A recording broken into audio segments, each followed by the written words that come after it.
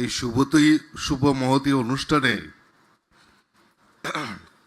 আমাদের এমবিবি college lake যে renovation হয়েছে তার উদ্বোধন হয়েছে।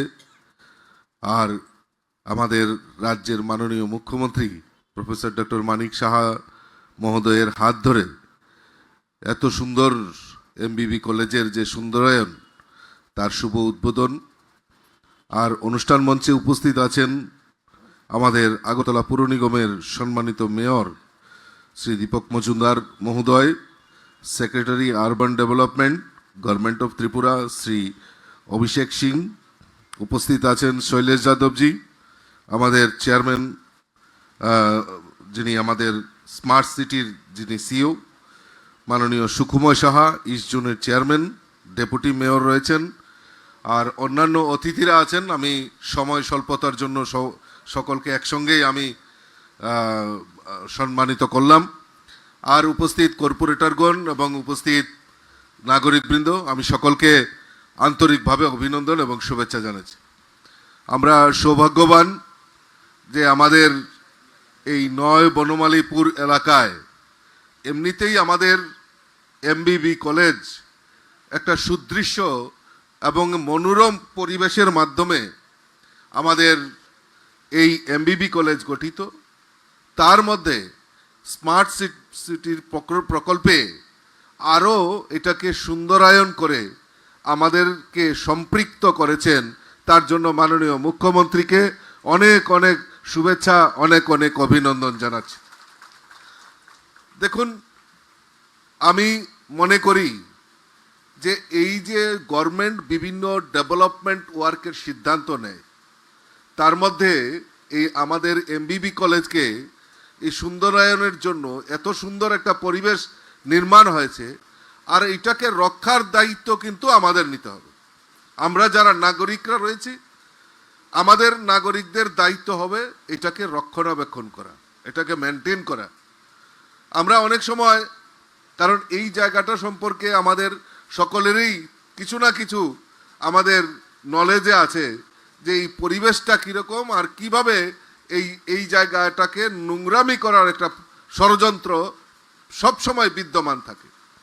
আমি মাননীয় মুখ্যমন্ত্রী এখানে আছেন, আমাদের মেয়র সাহেব আছেন, শৈলেশজি আছেন, আমি বলবো এখানে নাগরিকদের নিয়ে একটা ডেভেলপমেন্ট কমিটি এটাকে রক্ষণাবেক্ষণের জন্য একটা রাখা যায় কিনা।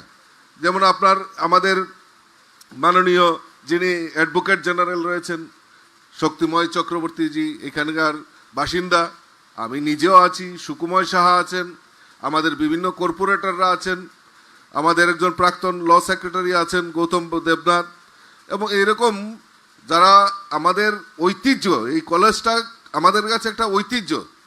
দেখবেন বাইরে থেকে যতই ট্যুরিস্ট আসুক, এই এমবিবি কলেজের প্রতি একটা আকর্ষণ, সেটা মানুষ সেখানে আসে এই এমবিবি কলেজকে পরিদর্শন করার জন্য।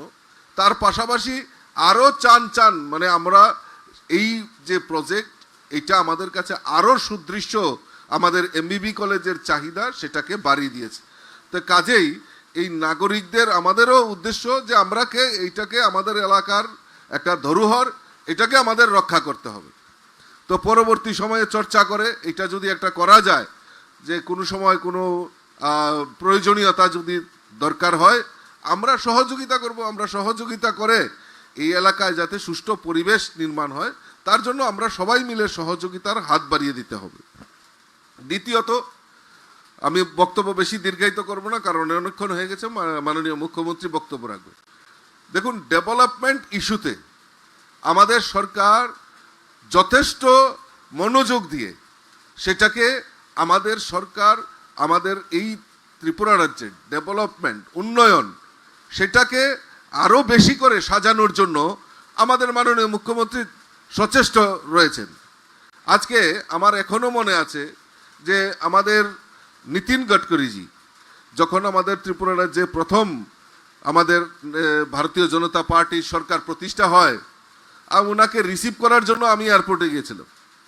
তখন উনি আস্তে আস্তে একটা জিনিস বলছিলেন যে त्रिपुरा में कौन आएगा, त्रिपुरा से एयरपोर्ट से निकल के अप्रोच जो रोड है वो इतना नेहरू है, वो पहले ही भाग जाएगा। 3 दिन रुकने का मन करेगा, लेकिन एक दिन में ही भाग जाएगा कि आगे कुछ नहीं है। কিন্তু আমাদের সরকার আসার পর একের পর এক টুরিস্ট প্লেসগুলিকে যেভাবে ডেভেলপ করেছে এবং সরকারের সদ ইচ্ছা আছে বলেই সেটা সম্ভব হচ্ছে। আজকে ছবিমুড়া, ডুম্বুর লেক থেকে শুরু করে আজকে মাতাবাড়ি, উদয়পুর, এটা আমাদের কাছে পরম সৌভাগ্য। গত 22শে সেপ্টেম্বর আমাদের দেশের যশস্বী প্রধানমন্ত্রী নরেন্দ্র মোদীজি উনি এখানে মাতাবাড়িতে পূজা দেন এবং এই যে আমাদের রিনোভেশন হয়েছে মার মন্দিরের পার্ক, সুদৃশ্য পার্ক, সেটারও উনি তার উদ্ঘাটন করেন। বিশ্বাস করবেন না যে ইদানিং কারা আপনারা গেছেন কিনা জানি না, আমি সপ্তমী পূজার দিন আমি সেখানে পূজা দেওয়ার জন্য যাই।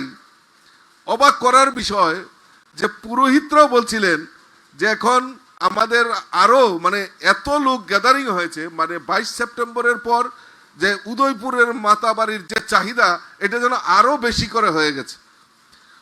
এবং পুরোহিতরা আমাকে বলছিলেন যে এখন আমাদের স্পেশাল লাইনের ব্যবস্থা করতে, গুয়াহাটি মা কামাখ্যার দর্শনে গেলে আমাদের স্পেশাল লাইন, ভিআইপি লাইন বা ওই যে কিছু টাকার বিনিময়ে স্পেশাল লাইন করা হয়, এরকম চিন্তা ভাবনা আমাদের করতে হবে।